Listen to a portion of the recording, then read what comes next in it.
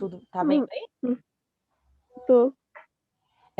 Então é o seguinte, na verdade a gente vai falar principalmente sobre um artista que chama Hélio Oiticica, que eu particularmente sou tipo fã dele, acho ele Uhum. um cara muito bacana. E para falar sobre ele, eu vou falar um pouquinho também sobre a forma de arte, né? Ai, tá um barulhinho, o que será esse barulho? Deixa eu ver. Bom, acho que tá. Então, sobre a forma de arte que ele trabalha, né? Que são duas linguagens que a gente não está muito acostumado a ouvir falar, né? Que são linguagens que a gente chama mais contemporâneas, que são mais atuais. Eu não sei se você já ouviu falar em intervenção em performance. Não. Então, a gente vai entender um pouquinho primeiro, então, o que é uma intervenção, tá? Deixa eu puxar isso aqui para cima, para baixo, no cantinho aqui. Então, vamos lá. Intervenção, né? Primeiro, o que é uma intervenção? Interferir é quando a gente, né, modifica algo, interfere em algo, né? Então, a noção, ela, na arte, né, ela fala que ela tem múltiplos sentidos, não tem uma única definição, né? Só que a gente vai focar aqui em intervenções urbanas. Então, o que seriam as intervenções urbanas? São ações, são coisas que a gente faz no espaço urbano, que a gente modifica esse lugar, né? Então, ela vai se dar numa realidade pré-existente. O que é isso? Numa rua, num espaço que já tem as suas características, né? Então, na escola, ela pode acontecer em diversos lugares, na verdade, qualquer lugar, né? E aí ela vai modificar esse espaço, ela vai causar na gente um estranhamento, que é isso que é legal nessas duas linguagens, que o principal objetivo dela é provocar a gente a repensar, né? Porque a gente vive tanto no modo automático, então, por exemplo, a gente passa todo dia, né, pelas ruas, e às vezes, muitas vezes a gente deixa de reparar, né? Deixa de observar, deixa de perceber mais profundamente esse espaço. E aí, quando você se depara com alguma coisa que é muito diferente, por exemplo, aí você para e fala: caramba, peraí, isso não estava aí, né? Então, modifica e faz você repensar esse lugar, né? Então, aqui no caso, desculpa, vai propor novos usos, novas funções, vai promover uma apropriação da população. Então, o que é bacana da intervenção também? Que ela não vai acontecer só nesse espaço específico de arte. Então, por exemplo, um museu, uma galeria, ela vai sair desses lugares e vai ocupar outros espaços, né? E isso faz com que a arte se torne mais democrática, né? Porque quando a gente fala do museu e da galeria, a gente acaba limitando aquelas pessoas que vão ver esse trabalho. E quando a gente está falando da rua, a gente está falando já de um espaço onde vai estar aberto para toda a população. Quem esperava ver arte, quem não esperava ver arte também. Uhum. Tá, vamos lá então. Quais são as características? Então, promover a transformação, né? O que eu falei, então, é te provocar, é fazer você reagir àquilo. Pode ser no plano físico, então pode ser uma interferência que seja visual, por exemplo. Então, um sticker que você. Sticker é que são aqueles adesivos, não sei se você já chegou a ver em placa de trânsito. Sim. Então, tipo, isso Já. é uma forma de intervenção, né? Você deixa a sua marca nesse espaço da cidade. Por exemplo, um grafite, que é mais comum, que a gente geralmente vê mais, com mais frequência, né? Isso é no Uhum. plano físico. Ou pode ser uma ação, por exemplo, uma pessoa fazendo mágica na rua, também. Ela está fazendo uma ação ali, né? Então, são várias formas. E é uma forma de aproximar a arte da vida, né? Então, de trazer a arte para o nosso ambiente comum, né? E aí atuar fora dos espaços consagrados, que é o que eu já tinha comentado com você, que é você sair do museu, da galeria e tornar mais acessível ao público, menos mercantilizada, musealizada. O que isso quer dizer? Mercantilizada quer dizer a questão financeira, né? Essas linguagens, tanto a intervenção quanto a performance, elas surgiram mais ou menos no pós-guerra, lá depois da Segunda Guerra Mundial, né? Onde a arte ela era realmente limitada a esses espaços, né, museológicos, e a arte era um símbolo de status social. Né? Então, a pessoa que entendia de arte geralmente eram as pessoas mais elitizadas, as pessoas, né, a burguesia, né? E quem financiava o mercado da arte eram essas pessoas, né? Inclusive eram as mesmas pessoas que estavam promovendo a guerra, né?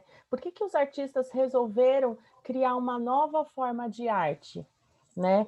Justamente para contrariar, para contrapor isso. Então, por que que é interessante essas formas e por que que vai na contramão disso que eles pregavam? Porque ela, primeiro, sai do espaço museu-galeria. Segundo, não pode ser comercializada, né? Não tem como eu comercializar tipo um grafite, uma ação que acontece, uma performance que acontece na rua. Eu não tenho como vender isso, né? Então eles queriam realmente trazer isso, né? Tipo, tirar essa coisa do mercado, né? De produto, de transformar a arte em um produto.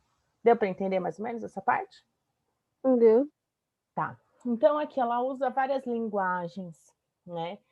Várias técnicas, né? Então, são bem misturados. Então, é o que a gente chama bastante de arte híbrida, né? O que é arte híbrida? É a arte que mistura essas técnicas, essas linguagens. No geral, são efêmeras. O que significa essa palavra? Efêmera é que acaba, que tem fim. Diferente das obras de arte que a gente está acostumado, né, como uma pintura, uma escultura, que vai para o museu, vai para uma galeria e fica, tipo, forever, assim, eternamente ela está lá. Então, a gente tem aquela noção de deixar para as outras gerações, de perpetuar essa imagem. Tipo, aqui a gente está falando de uma arte que vai acabar, né? Então, uma performance, que é uma ação, ela vai acontecer e depois de 10 minutos ela não está mais lá. Então, tanto que no começo Sim. muita gente não tinha uma preocupação em registrar isso, tipo, fotografar, filmar, não. Não se preocupavam muito com isso. O importante era ali começar a apresentar quem viu, viu, quem não viu, não viu, certo? Tá. Trabalhos que convidam a interação do público. Durante muito tempo também a arte, a gente tinha essa visão da arte de contemplação, né? Então eu vou no museu, então eu vou ver um quadro, eu vou contemplar aquele quadro, mas eu não vou interferir em nada nele. Ele está ali, ele existe por si só, né? Quando os artistas começam a chamar a gente para participar da obra, né? A gente começa a ter uma interação maior, a gente vai saindo desse estado de só contemplação e começa a participar, a interagir. Então, a obra vai começar a existir. Para ela existir, na verdade, vai precisar da gente. Se a gente não estiver lá, ela não vai existir, tá? Podem utilizar estratégias cênicas, então, do teatro, né, que são, depois a gente vai falar sobre a performance, aí você vai entender um pouquinho melhor, que isso é mais da performance, ou no campo visual, então, como lambe-lambe, stickers e grafite. Lambe-lambe tem esse nome engraçado, mas são aqueles posters, não sei se você já viu alguém colando que usa uma cola de farinha, Não. tipo, um que não é ligado à arte, mas, tipo, quando lá no centro da cidade, que vai ter algum show, geralmente as pessoas colam, tipo, um pôster, Ah, sim, sabe? mostrando que vai ter show tal dia. Isso mesmo. E aí, agora, os artistas também, eles se apropriaram, né?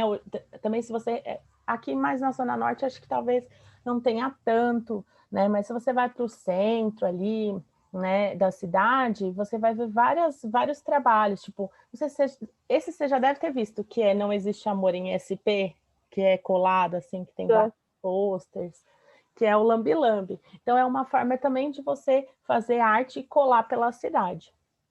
Então, muitas obras Sim. possuem um engajamento político ou problemas sociais, né? Interrupção do curso normal das coisas, da surpresa, do humor, da ironia, da crítica e do estranhamento. Então, ela pode trazer tudo isso, né, essas obras. Eu, particularmente, sou suspeita para falar, mas eu gosto muito das obras quando elas começam a refletir não só ela mesma, mas também refletir sobre as questões da sociedade, do que a gente está vivenciando. Eu acho muito importante, né? Eu acho que o artista ele tem essa função de questionar o que está ao redor dele, assim, é obrigação, sabe? Mas isso na minha concepção, Exatamente. né? Pode ir falando o que você acha. Tá. Eu trouxe alguns exemplos, né? Eu acho que ele é bem visual, assim, por isso que eu escolhi ele, que é o Cristo, né? O nome dele. Ele é um artista, se eu não me engano, ele é alemão, eu acho que ele é alemão mesmo. Ele faz intervenções gigantescas, o trabalho dele é tipo gigante, assim, são obras monumentais. E que causam realmente, assim, elas são provocativas, né? Então, principalmente nessa questão visual. Então, deixa eu tirar aqui. Então, Então, ao adicionar cores e texturas e até mudar a utilidade das grandes paisagens, uma das suas intervenções criou pontes entre ilhas na Itália. Cristo mexe com a percepção das pessoas sobre a interação, a percepção das pessoas sobre a interação com os lugares e a arquitetura, e o jeito de ver o mundo. Ao ser questionado sobre o propósito da sua arte, ixi, acho que eu pulei algumas coisas. Ele vai falar o seguinte: fazemos coisas bonitas, inacreditavelmente inúteis e totalmente desnecessárias, né? Então ele faz essa brincadeira, né? Mas ele vai falar muito dessa questão da arquitetura, dos espaços da cidade, né? Então imagina, ele é chamado de empacotador dos monumentos, sabe? Porque ele tampa, imagina o trabalho que ele tem para fazer uma obra dessa. fazer tudo isso. É tipo monumental, assim, né? Ele vai embrulhar isso daí, se não me engano, é um. É um. Ai, agora eu esqueci. Deixa eu ver. Tipo, como se fosse um castelo mesmo. E ele vai embrulhar todo esse espaço, né? E essa ilha ele vai fazer como se fosse esse contorno cor-de-rosa nela, né? Essa ao redor dessa ilha. Então, são obras que, tipo, quando você se depara, você toma um susto, né? Você fala, o que esse cara, né, tá querendo? Eu acho que aqui eu até deixei separado. Deixa eu ver. Mais algumas obras dele. Deixa eu pôr aqui.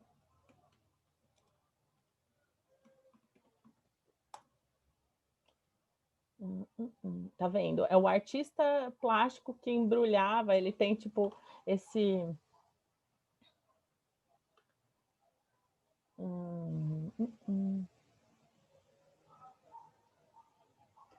Tá vendo? Essa aqui são as pontes que ele estava falando na outra, né? Então ele faz entre uma ilha e a outra, ele faz essa ponte, né? Toda colorida aqui. Nossa, que interessante. Olha.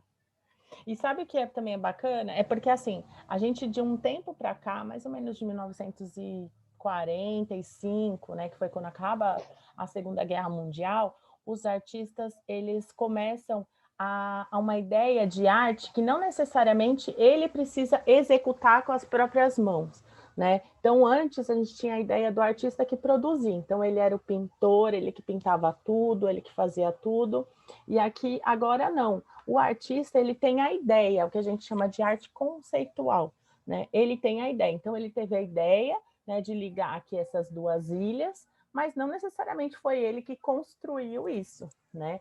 Ele mostra lá o desenho e ele contrata pessoas. E nem por isso deixa de ser uma obra dele, né? Que agora, tipo, o mais importante não é só a técnica, mas a ideia do artista. Vamos ver, aqui tem aquela que eu mostrei também. Olha, tá vendo? Gigante, né? Olha quanta coisa.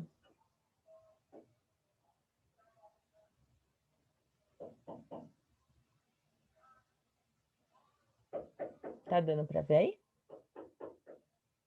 Isso é que ele fez numas praças também, que ele fez esse caminho. Ele trabalha muito com a questão da cor, né, de trazer...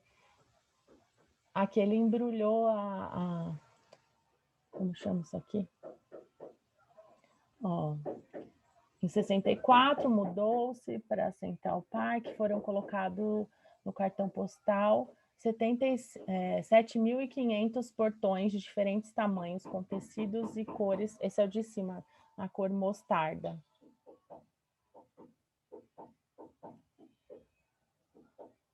Então, aqui foram usados 100 mil metros quadrados de tecido ao redor de uma ilha na Itália. Então, as obras dele são muito, assim, gigantescas, assim. E causa realmente esse impacto em quem está vendo. Aí a gente tem um trabalho também que eu acho muito lindo, que é o da Nelly Azevedo, e ela vai justamente falar sobre a questão do monumento, né? Que quando a gente pensa em monumento, primeiro a gente pensa em algo, né, algum monumento público, alguma pessoa teoricamente, né, importante, né, e que fica durante muito tempo. Geralmente o material que é usado, né, para fazer são materiais que suportam a ação do tempo, então, sei lá, de bronze, materiais que duram muito tempo. Então, a gente tem a ideia daqueles monumentos que não acabam, que estão lá, você passou há 50 anos atrás, ele continua lá. E ela vai brincar com isso e ela vai fazer esses monumentos de gelo, né? Que é aquela coisa que eu falei do efêmero, né? Que acaba. Então,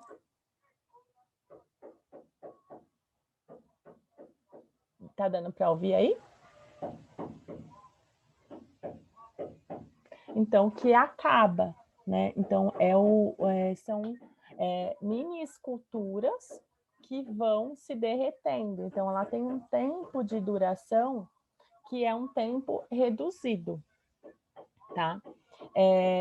Então, aqui ela fala o seguinte: ficou conhecida com seu projeto de intervenções urbanas, Monumento Mínimo, que subverte os cânones do monumento convencional, ou seja, essa ideia do monumento convencional. Então, ela reduz a escala para centímetros, então deixam de ser obras do tamanho, né, normal, maiores, né, que são gigantes, para serem mini esculturas, né, que quase, se você passar, né, mais rápido, passa batido por você, né, que exige um cuidado de observar.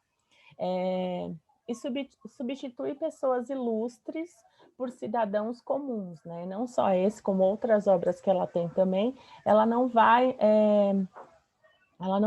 se preocupar em trazer essas pessoas teoricamente importantes, né? E aí a troca de materiais duradouros pelo gelo, né? Que se acaba muito rapidamente.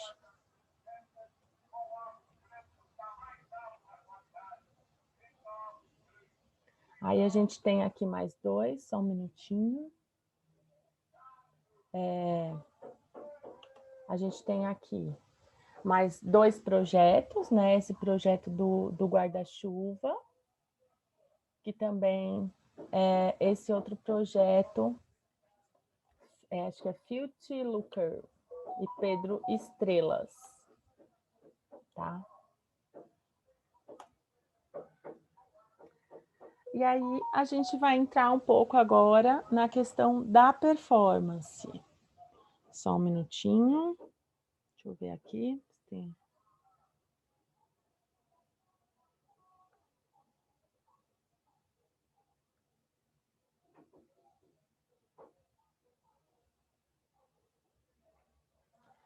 Vamos lá.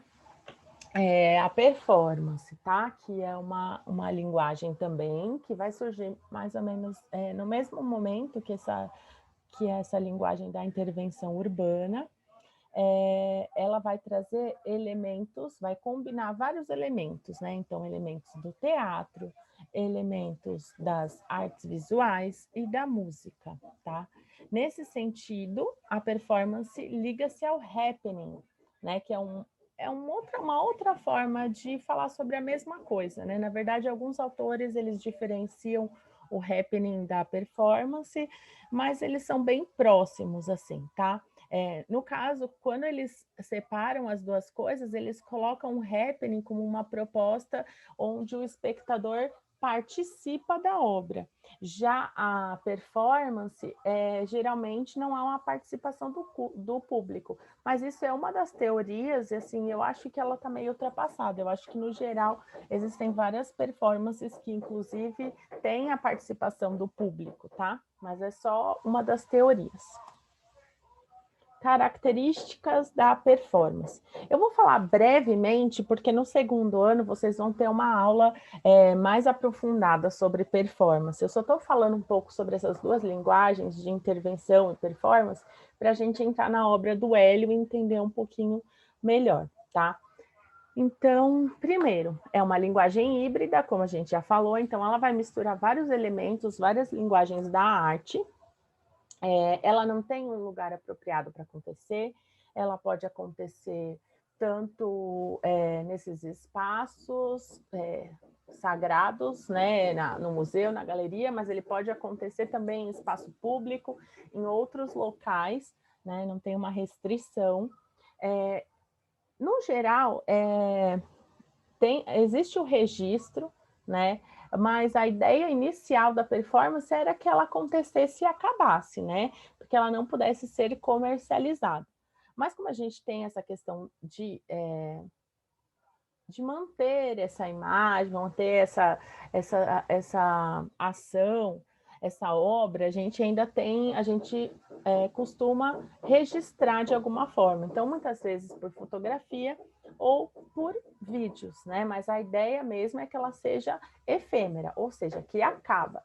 E qual que é o principal instrumento para esse tipo de linguagem? É o próprio corpo, tá?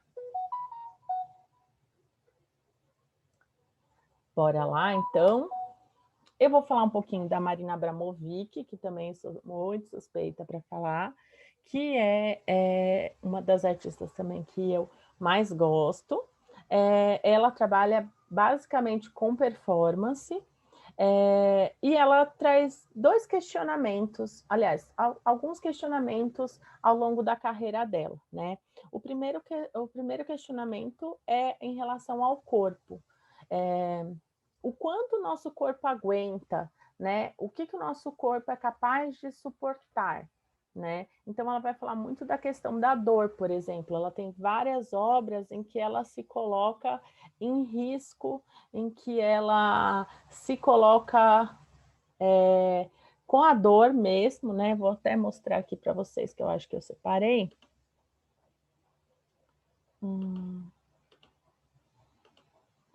Acho que não... Aqui. 12 obras da Marina. Eu vou falar mais com vocês sobre isso no ano que vem, mas é aqui só para dar uma ideia do que é a performance, né? Então, nessa performance aqui, ela vai colocar várias armas à disposição do público, né? E aí, essa daqui? Não. Não, essa daqui. Cadê? Aqui. Ela vai colocar ao dispor do público, e o público, ela dá a oportunidade do público de fazer o que eles quiserem com ela, né? Então, ela se coloca à disposição para falar justamente dos limites, né? Até o quanto as pessoas vão, né? Se é teoricamente permitido. Então, se eu permito, né? Até onde as pessoas vão, né? Até onde vai a crueldade das pessoas, né? Que é uma das performances dela.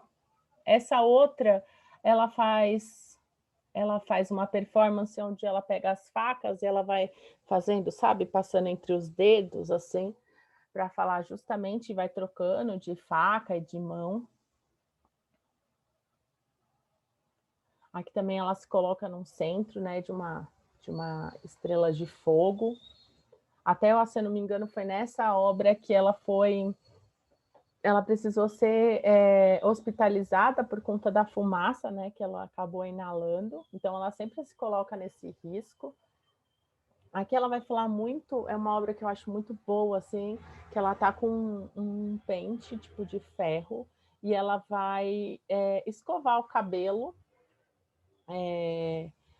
até sangrar, né? E ela vai repetindo que eu preciso ser bonita, né? A arte é bonita, o artista é bonito, e ela vai falando sobre essa pressão, né? Que principalmente nós mulheres sofremos, né? Em ser bonita, em...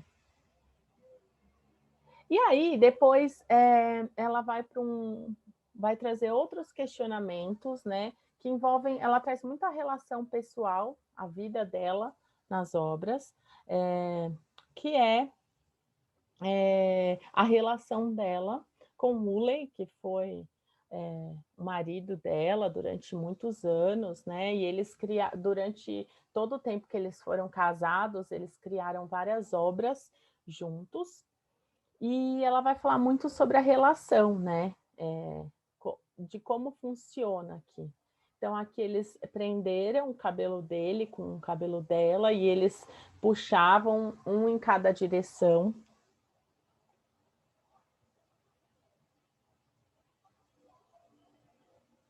Aqui eles ficavam durante várias horas, assim, beijando, então eles tinham que respirar, né? Através do beijo um do outro. Aqui também eles ficavam gritando, né? Então, durou 15 minutos, eles gritando um dentro da boca do outro, né? Então, aqui fala, né, que é uma metáfora, né, dos desafios, das dificuldades de um relacionamento conturbado, né? Ela fala muito de que ponto o amor se transforma nessa disputa de poder, assim, nessa discussão. Nessa obra, ela vai também se colocar em risco, né? No caso, ele está segurando aqui o arco e flecha, e a qualquer momento, se ele soltasse aquilo, essa flecha podia ir diretamente no peito dela, né? Então, ela fala sobre essa relação de confiança que a gente deposita nos relacionamentos, né? Do quanto a gente confia no outro, né? A ponto de arriscar nossa própria vida. E aí, mais para frente, eles acabam se separando, né? Houve uma traição, e foi muito forte para a Marina, porque ele era o parceiro dela, tanto amoroso, mas o parceiro de trabalho dela, ela era muito apaixonada por ele, e eles vão fazer essa última obra juntos, que foi o final da parceria deles, que seria o momento da separação deles. Ele vai trair ela com uma intérprete chinesa, inclusive vai engravidar ela. Enfim, teve toda uma situação de traição. E aí eles vão caminhar na muralha da China, né, durante vários dias, e até o momento que eles vão se cruzar, vão trocar as bandeiras e vão caminhar cada um para a sua vida, assim, né? Então é o momento da separação. Então ela torna um evento que é pessoal dela para uma obra, ela transforma numa obra também. E também tem mais alguns aqui. Esse também foi uma obra muito famosa dela, que chamava O Artista Está Presente, que ela ficou durante todo o período da exposição, talvez, sei lá, uns 3 meses, talvez. Uns 3 meses, todos os dias ela ficava sentada, né? E aí as pessoas faziam filas quilométricas para sentar e ficar olho a olho com o artista, né? Então, as pessoas podiam ficar e estabelecer essa conexão com ela. E num dos dias, o Woolley, né, que era o ex-marido dela, vai aparecer e ela não vai estar não estava sabendo disso, e assim, é um momento muito emocionante, tem até na internet, o ano que vem a gente vai falar mais sobre isso, Não vou, então, estragar a surpresa, mas é uma obra muito forte, assim, muito potente, né? Então, vamos voltar aqui. Eu não vou passar o videozinho, porque eu acho que senão vai ficar muito longo. Vou deixar o videozinho para o ano que vem. E aí a gente vai entrar no artista principal, né? O principal motivo da gente estar aqui nessa conversa, que também é um dos meus artistas favoritos, que é o Hélio Oiticica, né? Então, através do trabalho dele, a gente vai compreendendo, então, a evolução das suas ideias, que ao longo do tempo foram objetivando cada vez mais a inclusão do público e uma união da arte e vida, né? Ele é um artista que, quando ele começou, era a época que surgiu o movimento abstrato, né? Então, todos os artistas da época, eles estavam na pintura, rompendo com essa coisa da imagem, de representar algo, né, do figurativo, e indo para o abstrato, né? E ele vai estar nesse movimento, ele vai começar com isso, questionando a própria técnica da pintura em si, né? Só que aquilo vai ficando cada vez menor, até o momento em que ele vai trazendo o público para dentro da obra dele, isso que é muito maravilhoso no trabalho dele, até ele incluir totalmente o público e transformar, e sair da pintura, do campo da pintura, e invadir outros universos, né? Então, a partir dos anos 60, o Oiticica começou a definir qual seria o seu papel nas artes plásticas brasileiras e a conceituar uma nova forma de trabalhar, fazendo uso de maneiras que rompiam com a ideia de contemplação estática da tela. Então, mais uma vez, né, são os artistas questionando esse lugar da gente como espectador, de só observar, e trazendo a gente a fazer a obra junto com ele, a pensar também e a sentir de outras formas. Surgiu aí uma proposta da apreciação sensorial mais ampla da obra, através do tato, do olfato, da audição e do paladar, né? Então, eu trouxe esse videozinho, que ele é muito curtinho, mas ele dá um panorama de como a obra dele ela foi se transformando. Então, acho que eu vou colocar aqui, a gente vai assistindo juntos, e eu vou parando e vou colocando algumas observações quando eu achar importante. Então, vamos lá.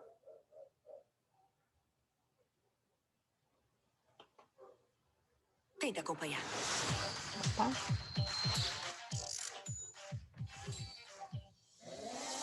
É com a Tropicália que ele participa de um dos momentos mais críticos e criativos da cultura brasileira. Olá, meus amores, o vídeo de hoje é sobre Hélio Oiticica e eu decidi seguir um caminho cronológico porque eu achei maravilhoso como os trabalhos eles vão se transformando, ligados um no outro, mas seguindo em uma direção assim. Eu fiquei muito inspirada. Eu também acho que vocês vão amar. Mas antes das obras do Hélio Oiticica em si, eu queria citar algumas inspirações que ele teve, algumas influências, porque eu acho que faz muito sentido quando a gente contextualiza a obra dele. Hélio Oiticica, por exemplo, gostava do cubismo, Malevich, Mondrian, Kandinsky e o movimento neoconcreto com as teorias do Ferreira Goulart e as obras da Lygia Clark, com os espaços modulados, casulos, bichos. Muito bem, e com essas referências em mente, vamos começar pelos metaesquemas. Metaesquemas são uma série de guaches sobre cartão feitos entre 57 e 58. Não é pintura nem desenho, a cor transcende a estrutura. As formas dançam no espaço e vão tomando fôlego para extrapolar a tela em direção ao mundo real. Então, aqui vocês percebem que ele ainda está preocupado em questões pictóricas da imagem, da própria obra, né? Da própria pintura. E aí ele vai trazendo essa ideia de como deslocar essa cor de dentro do espaço, de dentro da obra, da pintura, para o espaço físico real. Dos metaesquemas temas, ele passa para as invenções, que são pinturas monocromáticas. A cor impõe a sua vontade sobre o fundo e o suporte, e daí não tem outro caminho senão soltar essa cor para o espaço. Vem então os bilaterais e relevos espaciais, que são estruturas espaciais suspensas por fios presos. Então, aqui a cor já invadiu o espaço, né? E ela começa a ganhar vida. No teto, o espectador é obrigado a caminhar em torno das placas, precisa despertar e participar. Essa participação do espectador, a vivência da cor, avança nos núcleos impenetráveis. Os núcleos são como labirintos com cor em todos os lados, que o espectador caminha e cria cabines com a movimentação das. Então, aqui ele vai começar a caminhar entre as obras, né? Ele já não vai estar mais só contemplando, mas vai exigir uma ação dele, e ele vai caminhar dentro da própria obra. As placas, a ação é imprescindível. Nos penetráveis, a pintura desce até o chão. A cor ganha corpo e o espectador vive a cor como seu próprio corpo. E esse é o primeiro momento que eu olho para trás em tudo que ele criou até agora e vejo nitidamente esse caminho maravilhoso que chega nos penetráveis. O Hélio Oiticica recria espaços reais, experiências mágicas que acontecem não só na mente do espectador, como na pintura, mas com o corpo. E são experiências coletivas, ao ar livre, são lugares de brincadeira, de invenção. Muito bem, mais um respiro. Porque dos penetráveis a gente caminha para uma segunda fase da obra do Oiticica, que é sensorial. Os bólides são caixas, sacos, latas, bacias. Então agora ele vai começar a pedir para a gente sentir a obra, né? Não só mais usar a visão, mas usar o tato, né? O paladar, né? O olfato. Ele vai começar a provocar a gente a trazer os outros sentidos para a obra dele, né? E sempre com essa referência da cor muito forte. Com materiais como areia, terra, carvão, água, conchas trituradas, que o espectador pode mexer e que trazem uma experiência radical de cor e textura. Eu vou ler o que o Oiticica fala sobre o bole de vidro. É uma homenagem a Mondrian, porque eu uso as 3 cores primárias, mas de uma maneira totalmente diferente de Mondrian, isto é, amarelo, azul e vermelho. Na realidade, a água é amarela. A tela azul você pode manipular por cima do vidro com água amarela. Ela, na realidade, tem assim uma monumentalidade horizontal, vertical e, ao mesmo tempo, não horizontal e vertical, que é muito mondrianesco. Lembra que eu citei o Mondrian lá no começo das influências? No parangolé, as cores envolvem o corpo. E, através dos movimentos e da dança... Então, aqui a cor, ela já sai desse outro espaço que a gente ainda está contemplando para a gente vivenciar a cor, né? Então, a gente veste... São roupas, né? Então a gente veste a cor, a gente experimenta a cor, e aí ele provoca a gente para buscar movimentos, a fazer uma dança, né? Com esses parangolés. Então ele vai colocar a gente agora não só observando, mas a gente precisa dessa ação real, física mesmo, né? Eu preciso dançar, eu preciso sentir para eu conseguir fazer com que a obra funcione. Só assim ela funciona.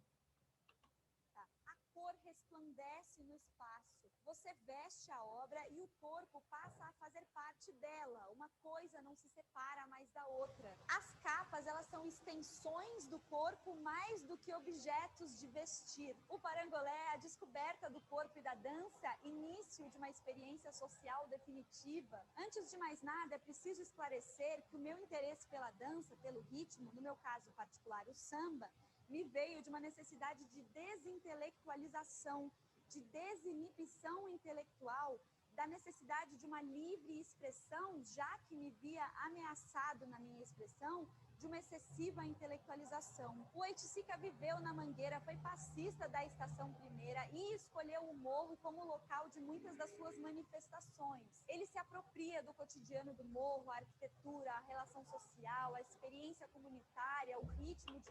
E aí eu acho que é nesse momento, assim, na minha opinião, Nicole, que a obra dele vai ganhando um outro olhar, assim, que eu acho que ela vai ganhando mais força, que entra, no caso, na área que eu me interesso mais, que é a área que a gente começa a trazer a experiência da vida e a juntar com a arte, né? Então, ele vai trazer essa experiência do morro, né, da mangueira, do samba, né, que ele vivenciou durante muito tempo para a arte, né? Ele vai tirar ela daquela questão, daquele lugar sagrado e vai trazer para o nosso universo, né? Tanto que essa obra do Parangolé, ela, até hoje, ela traz muita discussão, porque os museus tentam, eles não querem, né, o museu, a galeria, que as pessoas vistam a roupa, porque tem uma questão dela estragar com o tempo, né? Então é uma briga, porque a ideia dessa obra é justamente que a gente vista. Se a gente não vestir, se ela estiver ali pendurada, ela perde totalmente o sentido. E o museu, no sentido de tentar preservar, né, de eternizar esta obra para que ela não se perca, para que ela continue existindo, ele tem essa tendência de não, peraí, só que se as pessoas ficarem manipulando isso aqui, ó, vai rasgar, vai estragar, então a gente não pode. Então, até hoje, essa obra ainda provoca uma série de discussões. E na experiência da marginalidade surge um inconformismo social. Na arquitetura da favela, por exemplo, está implícito um caráter do parangolé, tal a organicidade estrutural entre os elementos que o constituem e a circulação interna e o desmembramento externo dessas construções. Não há passagens bruscas do quarto para a sala ou a cozinha, mas o essencial que define cada parte que se liga à outra em continuidade. O parangolé funda a anti-arte ambiental do Oiticica. O artista não é mais um criador de objetos para contemplação, mas um motivador para a criação. Parangolé poético são vivências subjetivas individuais. Parangolé social é uma homenagem aos nossos mitos populares e, sobretudo, protesto. São capas e bandeiras com frases como estou possuído, cuidado com o tigre, seja marginal, seja herói, liberdade, estamos com fome. Parangolé lúdico é a sala de sinuca e o parangolé coletivo são as manifestações de rua no Rio de Janeiro. Ampliação da consciência, liberação da fantasia, renovação da sensibilidade é o que propõe os ambientes do Oiticica. Ele tira o público das galerias e dos museus e propõe operações nas ruas, nos morros, nos parques. Ele busca a manifestação da imaginação coletiva. São manifestações ambientais a Tropicália, a Apocalipopótese, Éden. Tropicália é um labirinto feito de dois penetráveis, plantas, areias, araras, poemas, objeto, capas de parangolé, aparelho de... Então, isso aqui, ele faz um ambiente, né? Ele, que é o que a gente chama também de instalação, ele faz uma instalação e a gente tem que entrar nela, né? Nesses vários caminhos, nesses vários becos, né? Que tem a relação também com o morro que ele traz para dentro da obra, né? Essas texturas, então tem a planta, tem as cores, tem os tecidos, tem o chão, tem a areia, tem a pedra. Então, você entra, inclusive, descalço para sentir isso e você vai sentindo. E tem cheiro também. Então, você ativa todo o seu corpo quando você entra na obra. É uma cena que mistura o tropical e o tecnológico com experiências visuais, táteis, sonoras. O ambiente criado era obviamente tropical, como que num fundo de chácara. E o mais importante, havia a sensação de que se estaria de novo pisando a terra. Esta sensação sentia eu anteriormente ao caminhar pelos morros, pela favela, e mesmo o percurso de entrar, sair, dobrar pelas quebradas da Tropicália lembra muito as caminhadas pelo morro. É com a Tropicália que ele participa de um dos momentos mais críticos e criativos da cultura brasileira. O movimento tropicalista da música vai buscar o seu nome em Oiticica e ele segue. Então, por que a gente chama até hoje, né, esse movimento de Tropicália? Por que eles se intitularam Tropicália? Justamente na relação com essa obra, né, que foi esse movimento de vários artistas de várias áreas, principalmente da música, que começaram a trazer características brasileiras e contra a ditadura que estava acontecendo, e o Hélio Oiticica estava nesse momento, então ele também está trazendo dentro das obras dele esses questionamentos. E experimentando nas proposições suprassensoriais que pretendem abrir o espectador para ele mesmo, o CRE Lazer, que é o lazer criador, se apresenta em trabalhos como o Éden e os ninhos, que eram uma espécie de beliche, o parangolés. Então é genial, assim, esse dos ninhos também eu acho que é um dos meus favoritos, né? Que propõe você entrar e você nessas camas, nesses ninhos, né? Então é muito louco como a arte está indo nesse caminho, assim, sabe? De coisas que são tão básicas no nosso cotidiano, mas que a gente acaba não valorizando ou não percebendo, né? E quando você coloca isso como status de arte, ele faz você pensar sobre isso, né? Pensar como essas pequenas ações, essas pequenas coisas, elas são significativas e o como na nossa sociedade capitalista, que faz com que a gente esteja o tempo inteiro correndo para ter o dinheiro, então trabalhando, em como essas coisas que são muito bobas do nosso cotidiano vão acabando passando batido mesmo. Estendido para um contexto arquitetônico, um mundo-abrigo. O Oiticica não se considera um artista conceitual porque as suas proposições visam uma transformação concreta. O experimental é um exercício pleno da liberdade, esse estado de invenção. Ele se muda então para Nova York e fica lá por 7 anos, onde ele estuda cinema, fotografia, som. Quem já foi a Inhotim deve ter visitado a Galeria Cosmococa com as suas projeções e músicas, e a piscina e as redes. Em 1978, ele... Então, a piscina, a rede, é isso que eu estou falando, ele está trazendo esse universo que a gente está acostumado do nosso cotidiano e mostrando o quanto isso exige uma sensibilidade, né, que a gente está deixando de lado. Volta para o Brasil com as suas maquetes de Magic Square, que seria uma experiência coletiva em espaço público, faz seus exercícios de delírios ambulatórios na Rua Augusta, em São Paulo, vestido de sunga, óculos de mergulhador e peruca. E é muito maluco, né, de como isso hoje talvez passaria totalmente batido, né, porque é quanto a gente avançou, né, no modo de ser.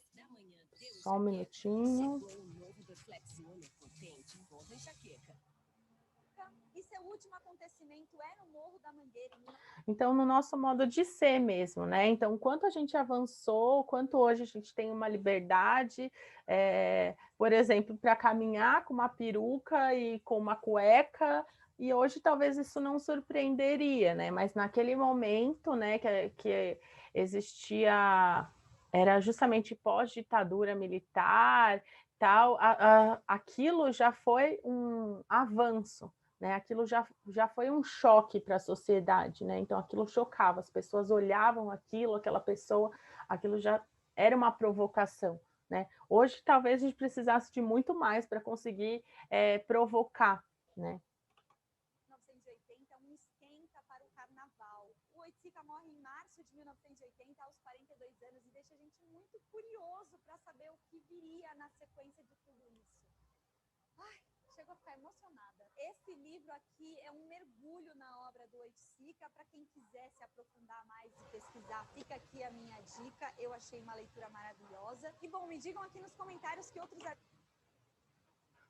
Bom, e eu acho que eu coloquei aqui, deixa eu ver se tem mais alguma coisa para complementar, né? Que são as obras que eu passei para vocês esse site, né? Para vocês darem uma lida, que ele vai fazendo justamente esse percurso aí com vocês, né? Das obras, né? De como a obra foi se transformando, de como a gente foi ocupando o espaço, né? Participando cada vez mais dessas obras, né?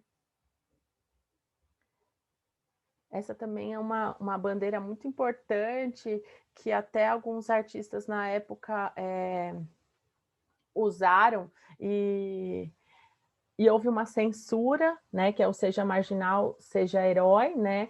E aí aqui eu queria ler para vocês essa parte que eu acho bem interessante, né? Então a obra é uma homenagem a Manuel Moreira, um homem negro e periférico, morador da favela do Esqueleto, no Rio de Janeiro. Né? O Oiticica circulava muito nas favelas e nos morros cariocas, né? E construiu uma relação de muita amizade com os moradores desse local, né? Um deles era o Manuel.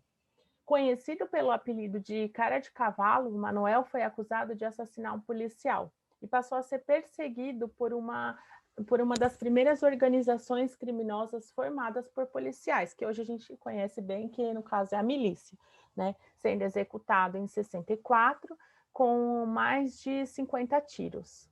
Então, ele vai falar justamente de como uma pessoa que é vista pela mídia como